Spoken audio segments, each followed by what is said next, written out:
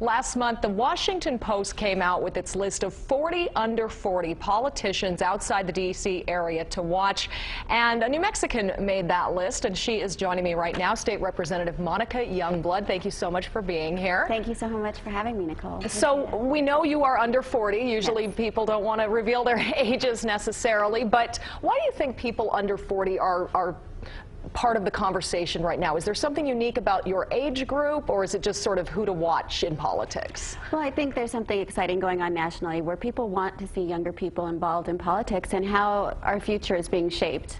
Absolutely. Now, you've been in the state legislature for how long? Give us a little background here. Coming on 2 years. I'm serving the end of my first term. And how has it been so far? It's been wonderful. It's been a great experience. Nothing that I ever expected, but it has been a good experience. Absolutely. One of the things that the Washington Post noted in this 40 under 40 list was that you were a teenage mom. Is that right? Yes. And, you know, you don't always hear a success story from some of these teen moms. How did you turn things around? Well, you know, I became a statistic. I didn't plan on it. It happened. But I set out to make sure that my daughter's life would be different. Mm-hmm. Worked very, very hard and made sure that she was going to experience something different than I did. I was raised by a single mom, and I really worked hard to make sure that my daughter saw a different side to that. Yeah, as a woman and raising a young daughter, that must have been a unique experience as well. It has to kind of show her how a woman can be a success and a leader. It has been, and really through that hard work. She's seen me work hard, and in turn, she just graduated from high school. She has worked very, very hard, and that is one thing that I'm so proud of, because I feel like the cycle has been broken with me in terms of poverty and being a single mom, and I'm so proud of her for actually watching me and actually setting her mind to something and achieving her goals. That's excellent. Would you have any advice for a young person, a teenager who finds themselves in your same situation? Yes. Your mistakes don't define you. They don't define who you will be in the future. And no matter what you want to do, you can turn things around. All right, Monica Youngblood, we don't have enough time to keep talking this morning, but we are going to continue our discussion with Monica this Sunday on Eye on New Mexico, so be sure to watch that at 10 a.m. on Sunday. Kim, back to you.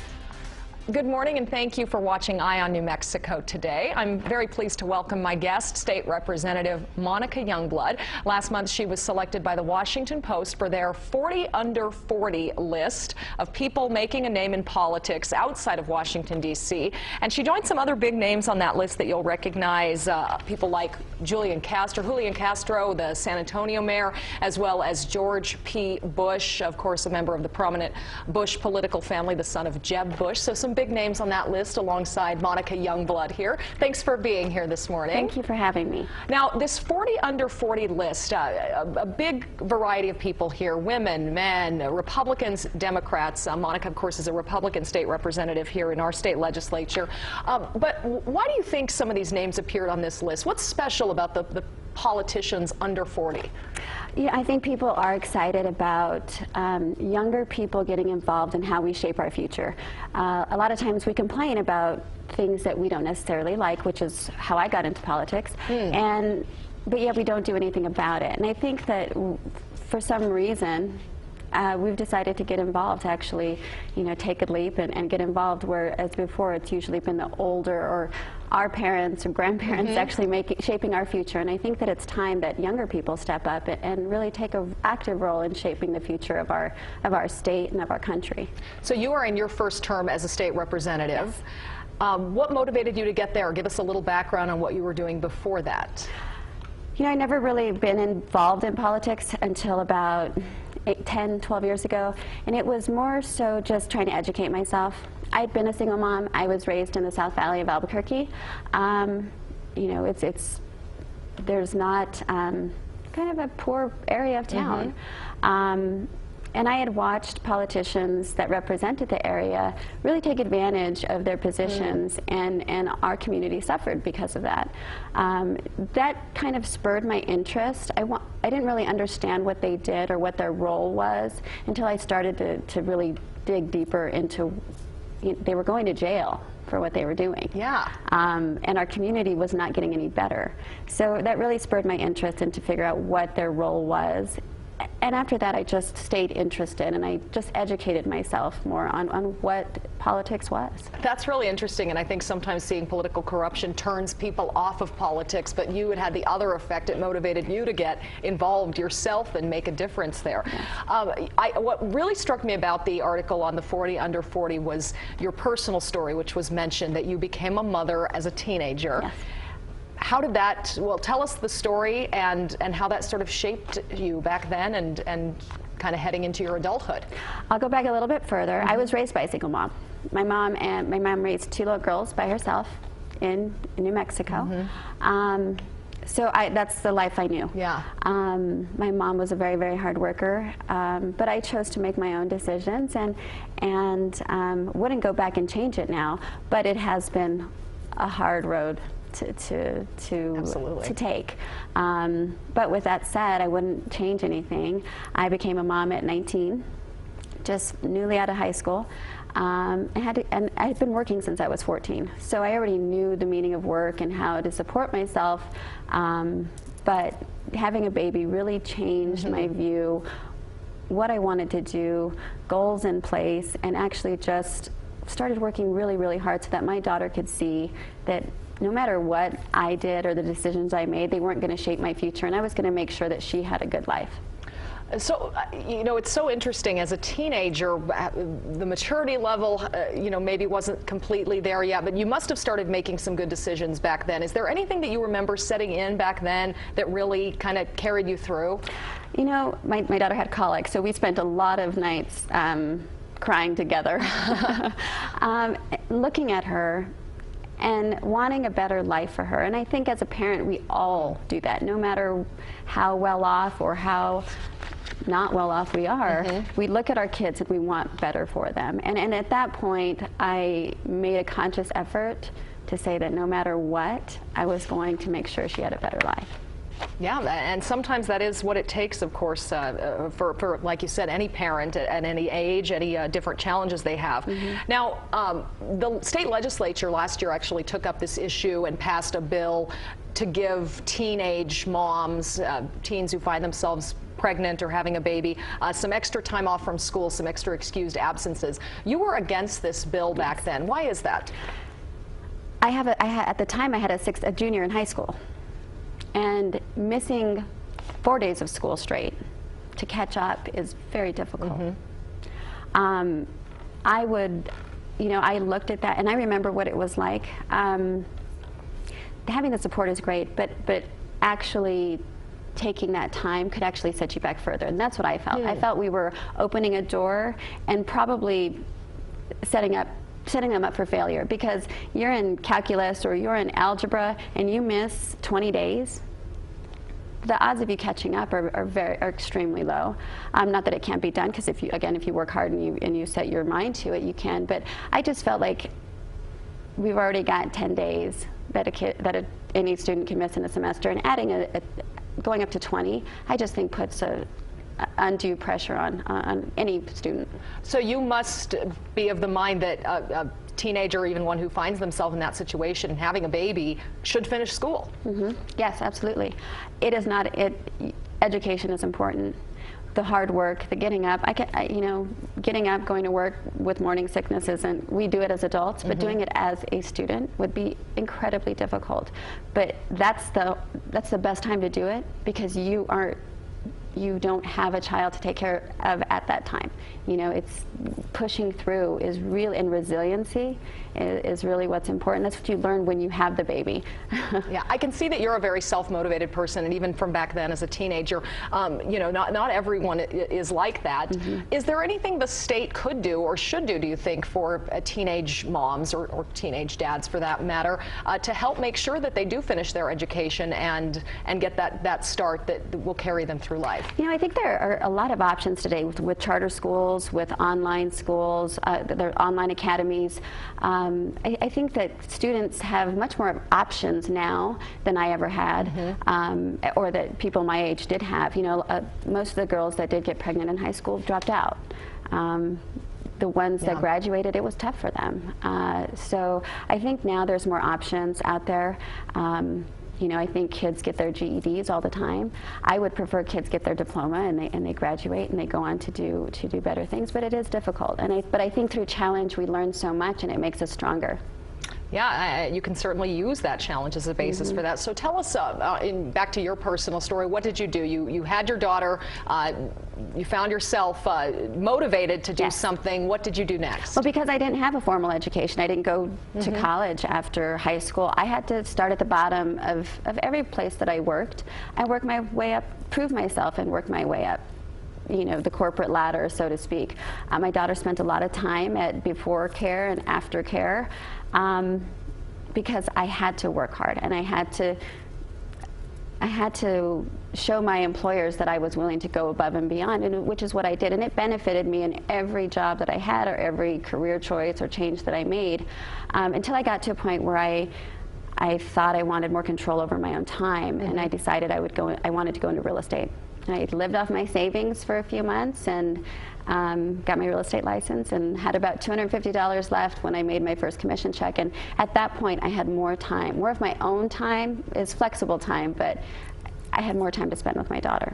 Yeah, so real estate was your career, and then from that point, when did you become interested in politics? Now, we talked about what you saw even as a youth among the politicians in your community, but when did you decide, okay, I'm going to run for the state legislature? Well, it wasn't a decision, and I'm not sure if you know, but women have a hard time making these sorts of decisions. We kind of need a little push, and I'd been involved on the state and local party levels, helping people in the background, making phone calls during election years, and that sort of thing.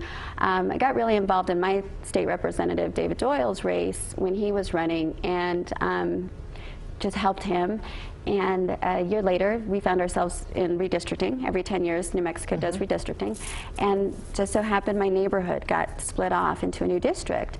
And I got several phone calls that day, first by my state representative at the time, and he said, Monica, it's your time. We need people like you who are willing to go up with your experience, with what you've lived, to make a difference in the state. And it took me a while. I thought I use this reference, I thought I was being punked. I thought I was on MTV. Someone was filming me, because I am very vocal in how I feel about things. A lot of times it's because of how I grew up and what I've seen and what I know can be overcome. It took me a couple weeks, and then I finally said, okay, I'm going to do this. And I found myself campaigning for about 9 months, and I ultimately won the seat. What do you think resonated about you with the constituents who voted for you? I think I resemble New Mexicans. I think I'm relatable, and I think that that means a lot to a voter, that you look like they do, like you've been through what they've been through, or you've experienced what they've been through, and that you can understand and actually work for them. Yeah. I want to point out, I think it might be a stereotype that people have that a Hispanic woman coming from a single mother in the South Valley like yourself might be a Democrat. Yes. In this state, especially with our democratic system Yes. here. I mean, the fact that so much of our legislature is led by Democrats. But you're a Republican. What motivated that? I mean, how did your politics become shaped like that? Well, I will say, even though I was raised by a Hispanic Republican woman, my mother, I was a Democrat. I initially registered as a Democrat. In the South Valley, that's what everyone was, except for my mom, I think. And it took those experiences, watching our elected officials who were the most powerful and the most prominent go to jail or get indicted. And then to also, I heard Gary Johnson speak when I was about 20 years old. Governor at the time? Governor at the time, or he was running for governor at the time, I think. And he made a lot of sense to me. I didn't switch my party then.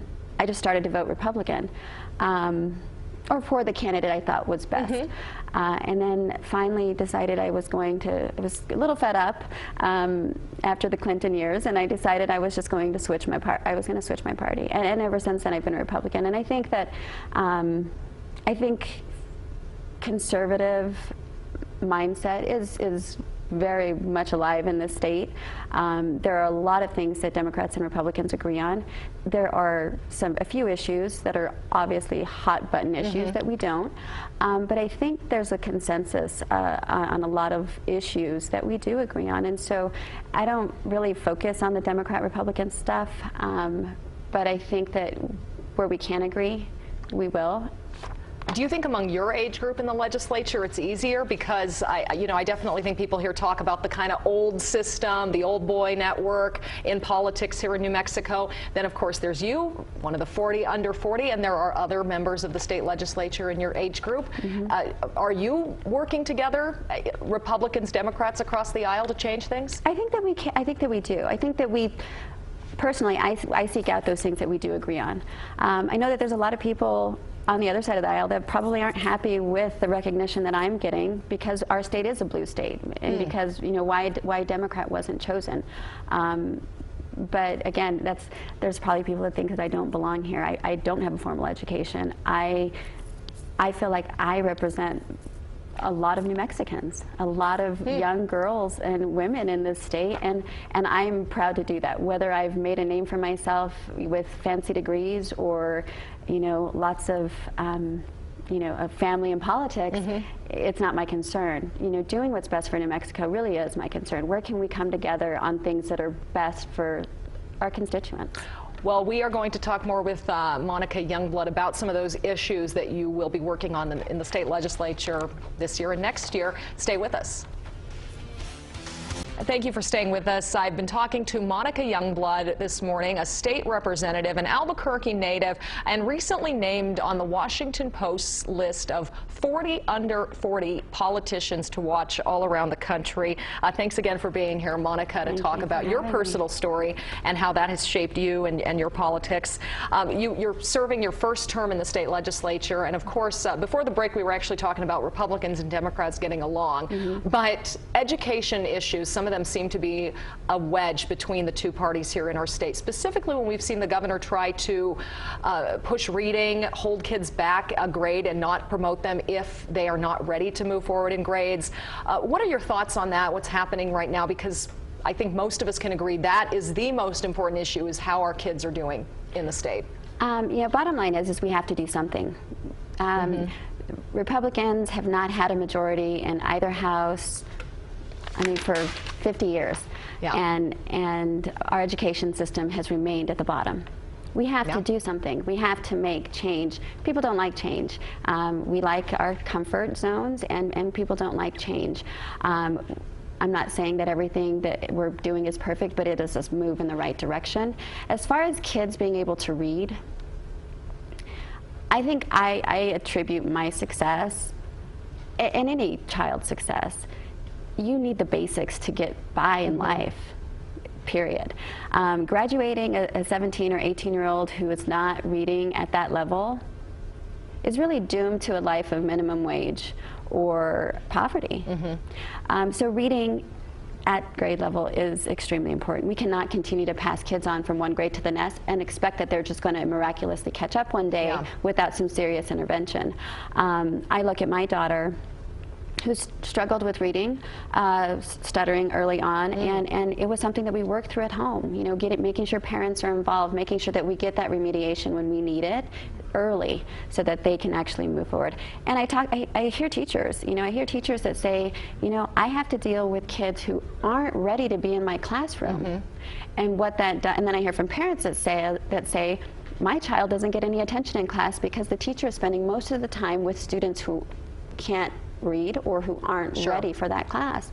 And that's a cycle. It's a cycle that happens, and we've got to stop it. We've got to give kids, especially young ones, the ability to succeed at a young age.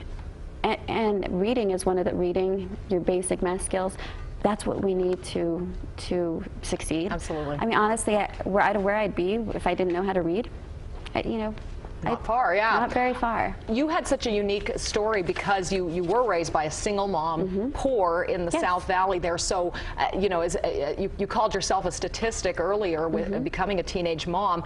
Was there anything early on, before you were a teenager even, that guaranteed or helped guarantee that you would be successful later? Was it your mom's influence? Was it a teacher? What was it? Anyway, there was a number of things probably, but I also was not a good kid either. I mean, I was a product of my surroundings, and I did, you know, didn't do things by the book.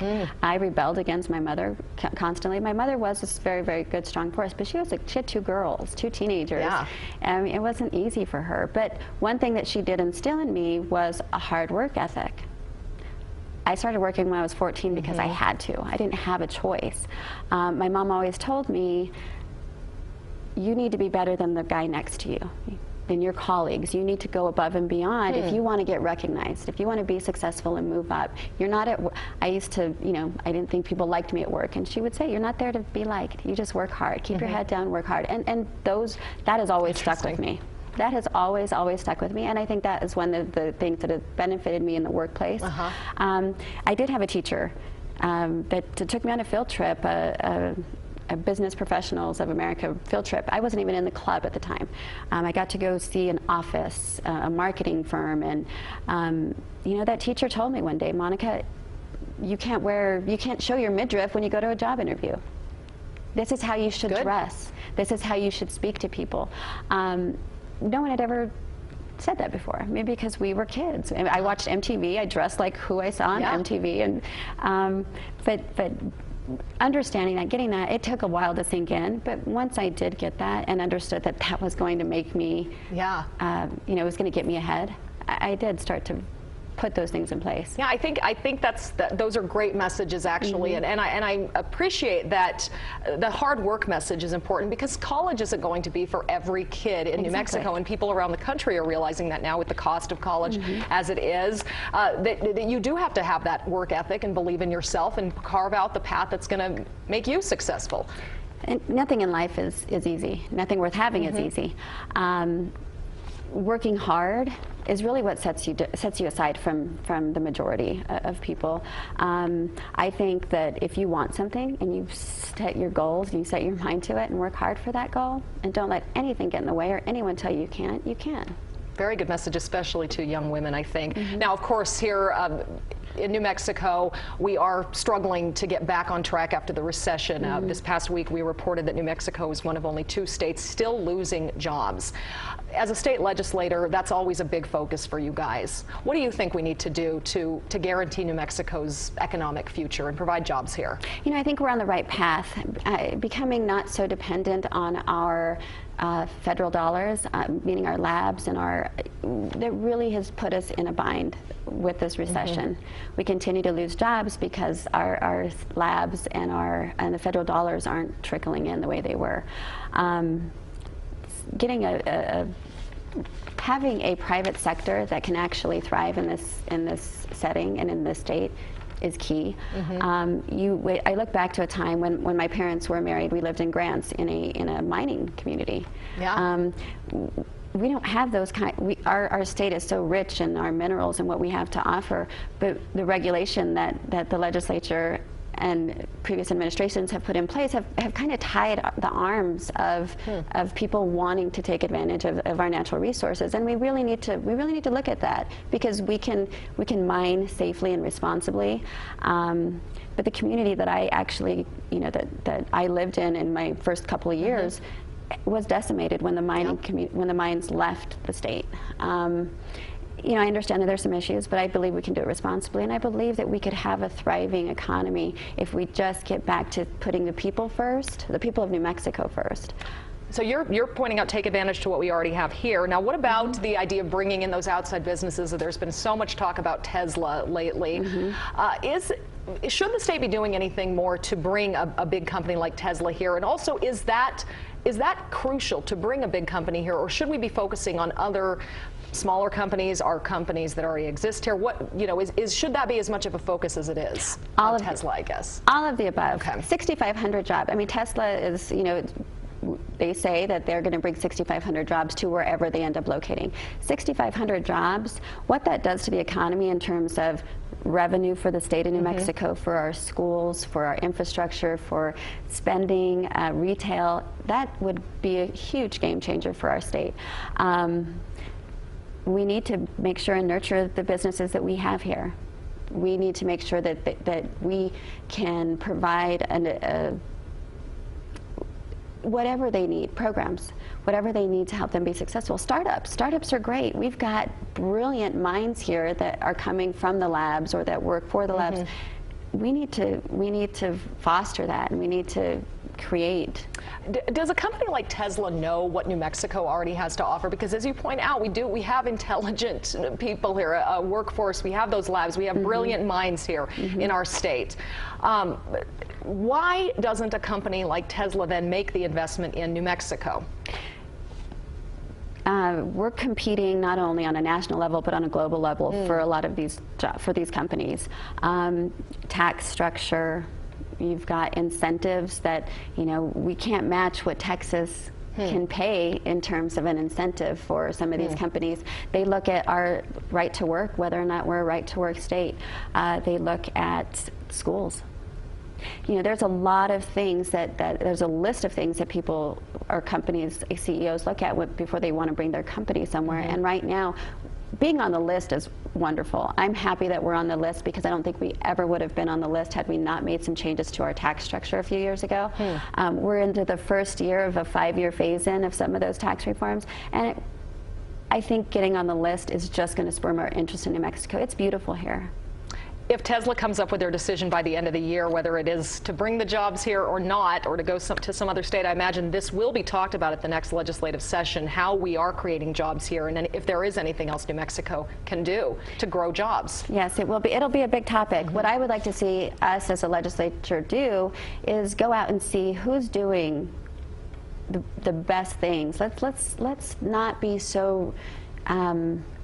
So look to outside states. Let's look at outside states. Let's see what they're doing. Let's not chase ourselves. I mean, what we were not able to do this last session, we had a utility bill that would have been great, and it would have been an incentive to get Tesla here. We didn't pass it. Arizona, they passed a similar bill. We cannot be so. We can't keep circling back and try and miss the boat and then think that when we do it, we have to go out. We have to be forward thinking and actually see what's being done around the country and take the best ideas and make New Mexico something special when we're doing that. We only have a little bit of time left, but of course another big story we've been following lately is the flood of immigrants to New Mexico from these Central American countries, flood of them to the United States, some now being housed in New Mexico. Of course, you've taken a position wanting to stop giving driver's licenses to illegal immigrants in our state. Is there anything else New Mexico can do about our illegal immigration problem, or does the federal government need to act on this? The federal government needs to act. We cannot continue to be put in the position to act before they do. There needs to be a comprehensive plan on how we're going to deal with this. And in terms of the driver's license, my views on that come from compassion. I don't like to see people living in shadows, and I don't like to see the trafficking part of bringing people into this country and giving them a driver's license and then sending them off thinking that that's all they need. I want people to come here, and I want them to be successful and realize the dream and the reason why they've come here to begin with, not live in shadows, not be subject to human trafficking because they are, and not be. Yeah. So, I mean, that is really, my stand on that comes from compassion. I don't want to see that happen to anyone. Well, Monica Youngblood, State Representative, thank you for sharing some positive, inspirational words, I think, for our young people, too, to hear from your personal story. And thanks for sharing with us Thank this you morning. so much for having me. I appreciate it, Nicole. Absolutely. We'll see you next week for another Eye on New Mexico.